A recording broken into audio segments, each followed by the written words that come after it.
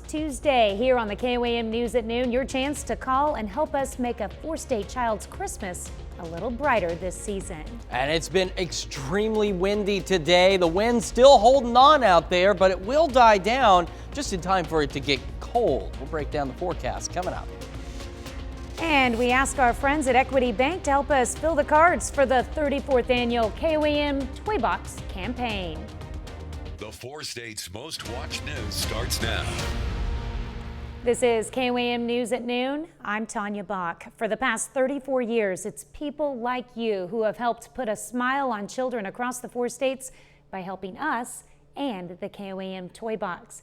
KOAM's Jalen Banks is joining us from our Joplin Bureau, where we have phone lines manned this afternoon by one of our proud Toy Box sponsors, Miss Daisy's Home and Decor. That's right, Tanya. We're here at the Joplin Bureau with the awesome group from Miss Daisy's Home Decor. And it's easy to give. Just go ahead and give us a call at 1-888-620-4TOY or 1-888-620-4869.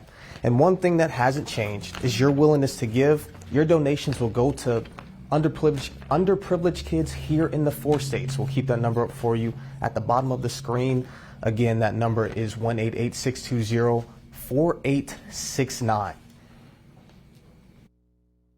Thank you. Remember, your donation will go to a needy child right here in the four states. So call in those pledges right now. Thank you, Jalen. We'll keep those phone lines open until 12:30. Authorities released the names of yesterday's homicide victims in Baxter Springs, Kansas. Baxter Springs police say 47-year-old Jeremy Murphy from Anderson, Missouri, and 59-year-old Craig Gwynn from Pineville were both shot and killed at a home on the 2400 block of Lincoln. 27-year-old Seth Gwynn was also shot and is still in critical condition. Authorities arrested 41-year-old Kyle Butts from Independence, Missouri. He's in the Cherokee County Jail pending formal charges. Well, it's one of those hold on to your hats kind of days. Chris Warner joins us with a first look at the forecast. Yeah, it certainly is and will continue to be through most of the afternoon. We've had winds gusting 40 to 50 miles an hour across the area. You can see we're still mostly cloudy out there at 7th and Range Line. Our normal high today is 53, our normal low 33, and our high today already well above that. Now, on the Skywatch Storm Tracker on the local level, not a lot going on. However, the same system bringing us the wind and eventually colder temperatures is setting off a severe weather outbreak down in the southeast. In fact, this is the higher end risk for severe weather. They've already got a tornado warning down in Louisiana. They've had severe thunderstorm warnings up here, and they're expected to issue a tornado watch for this area sometime in the next hour or so. Here at home, though, we've just got what's left of our wind advisory for the 10 counties that runs until 1 o'clock today. And here you can see where that cold front is starting to sweep through the area. Take a look. Yates Center, 45.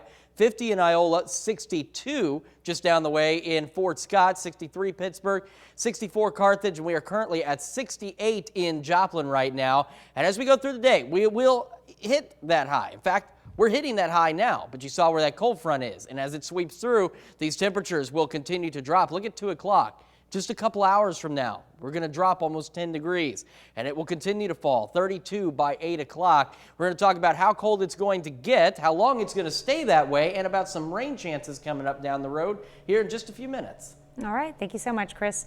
Well, Pittsburgh kicked off the city's holiday season with its annual Christmas parade last night. The parade began at 6:30 and had about 60 entries and plenty of spectators.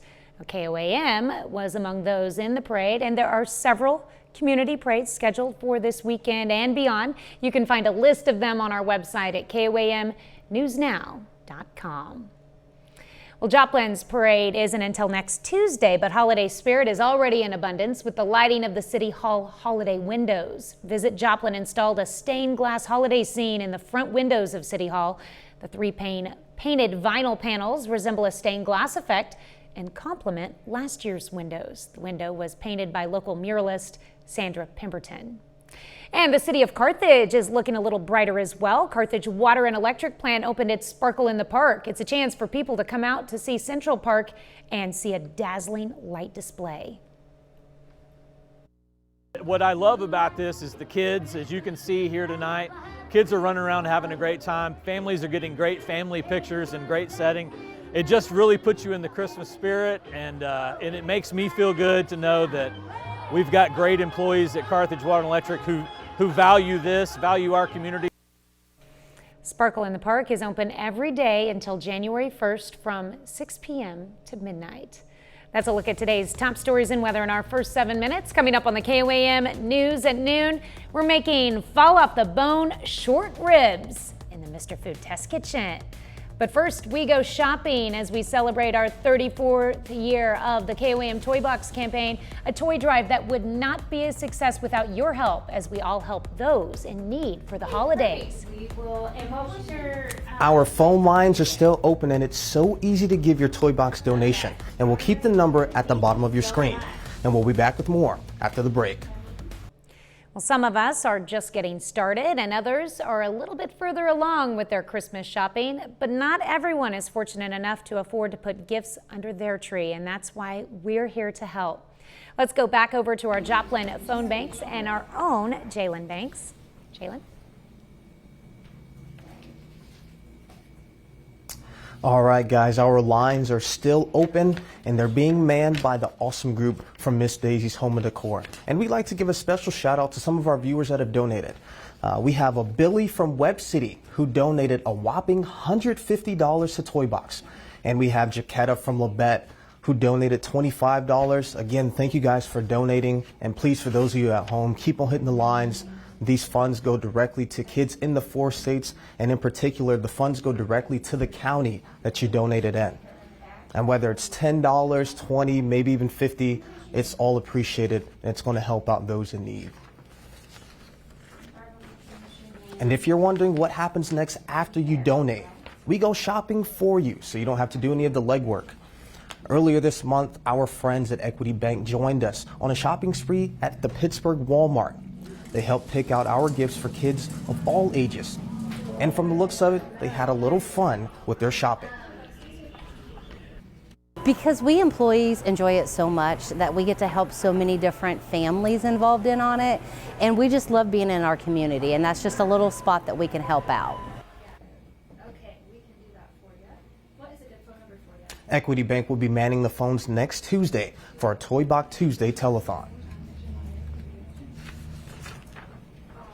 And again, here are the particulars. The number to call is 1-888-620-4TOY or 1-888-620-4869. And once again, a special thank you to all of you who have given each year and even this year. And a big thanks to the Miss Daisies for manning the phones today for Toy Box Tuesday. All right, thank you, Jalen, and thank you. Remember, you can call in anytime during this newscast as well as the KOAM News at 5 and 6. Call in those pledges now. Still to come on the KOAM News at noon, Mr. Food. Today, we're sharing a recipe for ribs that are so tender and meaty, they practically fall off the bone. Any idea what kind of ribs we're starting with? But first, after the winds calm down, cold weather moves in. We'll break it all down for you coming up.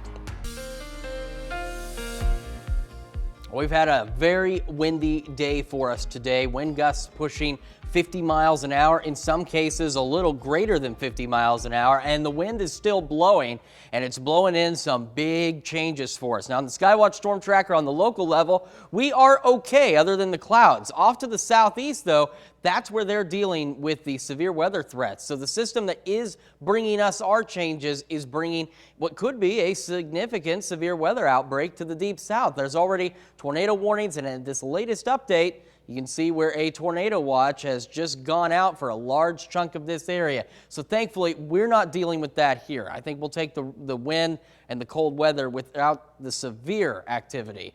We still do have in these 10 counties wind advisories that run until 1 o'clock. Live look at 36 in range line from the MoDOT camera there. Quite a few cars on the road. Not too bad, but again, if you're driving a vehicle, especially a high-profile vehicle in this wind, you want to be careful. Now, as we go into the afternoon, we still have winds gusting from 20, 30, close to 40 miles an hour. They'll start to die down a little bit as the evening progresses, but you can see we still get gusts that are up there around 20, 25 miles an hour. It's not until early tomorrow morning that the winds on the backside of this finally start to calm down for us just a little bit.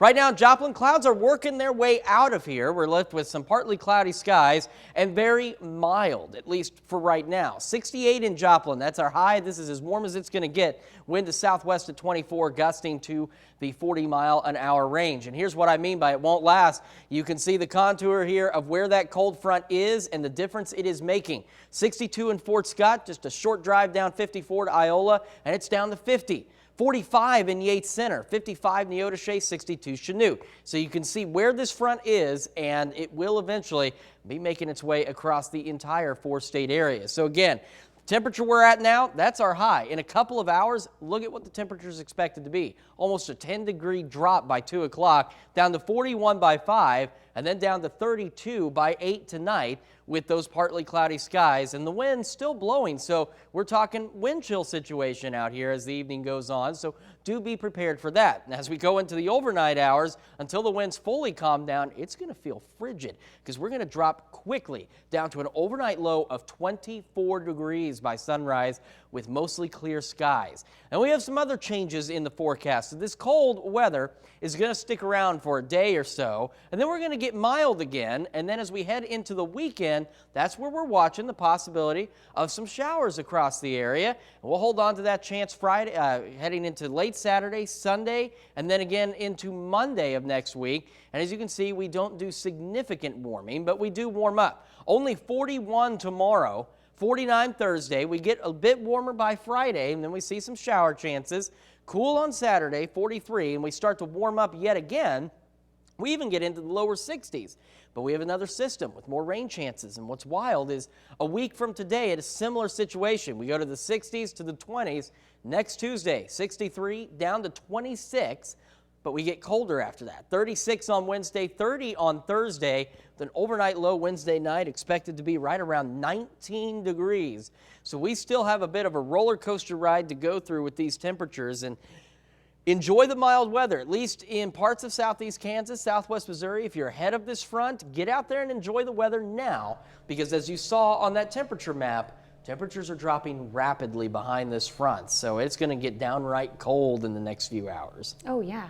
Yeah, that cold front's going to make a big change. And for some, like in Yates Center, it's already 45 degrees.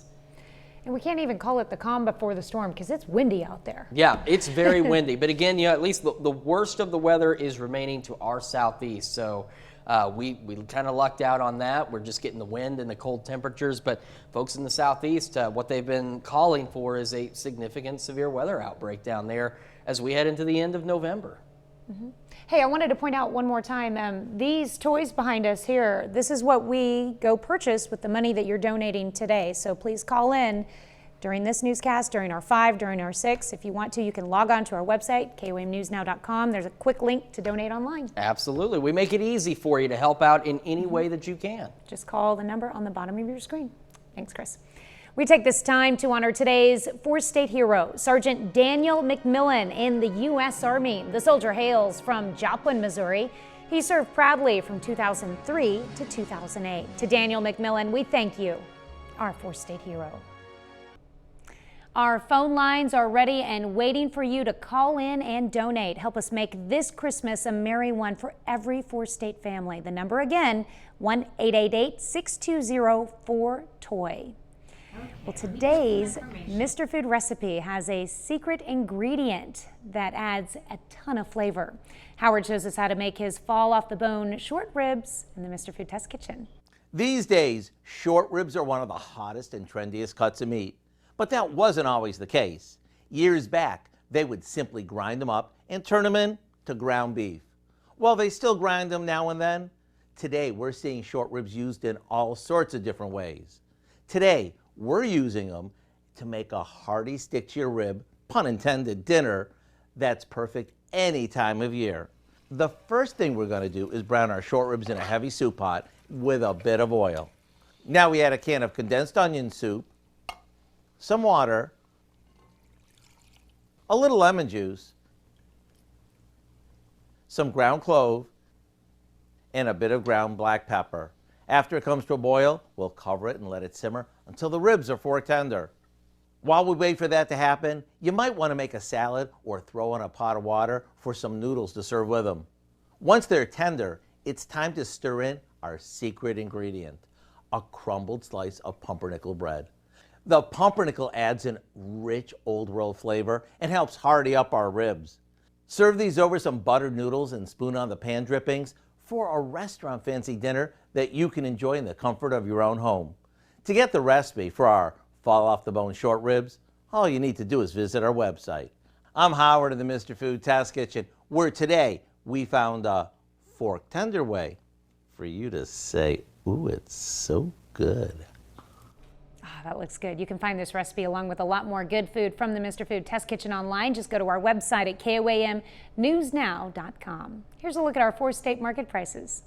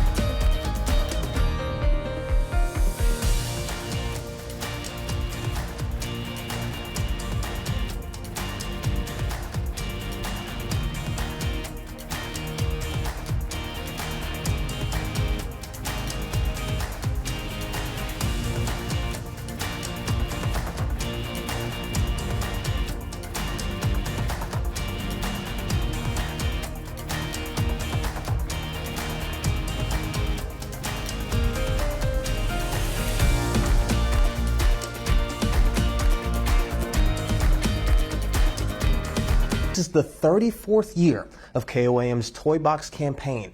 Every phone call made, every donation promised will go towards children in the 4 states and getting Christmas presents. And with that being said, we want to thank a few more people in our viewing area that donated. Vicky from Parsons, who gave a $50 donation. Becky, a Pittsburgh native, who gave a $20 donation. And Dennis and Mariana of Fort Scott that gave a $100 donation. And one more time, for those of you at home, the number to call is 1-888-620-4TOY. Again, that is 1-888-620-4TOY. And one more last big thank you to the Miss Daisy's Home and Decor team, for all of you guys that came out and helped us man our phones for the Toy Box Tuesday giving. And then one more reminder, if you, for whatever reason, can't make a call, you can go to our website at KOAMnewsnow.com and click the banner at the top. All right. Thank you, Jalen. Once again, a special thank you to all of you who give each year. You have a few minutes left to call this newscast, as well as during the KOAM news at 5 and 6. All right, look at the 7-day forecast. After the cold front rolls through, we get cold. 41 tomorrow, maybe some rain on Friday, a little bit warmer, and then more rain as we start next week, with temperatures getting back into the lower 60s, albeit a bit briefly. What do we have coming up tonight at 5? Well, at 5, it is Giving Tuesday, and KOAM News will continue our Toy Box Telethon. We're going to speak with the Cherokee County Sheriff about why his staff is grateful to be a partner with the Toy Box campaign to provide presents for 4-state children. Plus, the United Network for Organ Sharing refers to today as Life Giving Tuesday. We're going to meet a California woman changing the lives of 2 men for giving them both the gift of life, and a Joplin woman's trying to connect with mothers to share her abundance of breast milk. Represents those stories, a lot more, of course. It's coming up on KOAM News at 5. And we got a few toys behind us, but we need this stack to grow. Grow. To the ceiling Yes. and beyond. And we have lots of other space, too. Yeah, we got plenty of room. We've got lots of kids in need this year, so let's do it. You bet. All right. Well, thanks for joining us for the KOAM News at noon. We'll see you right back here at 5 o'clock.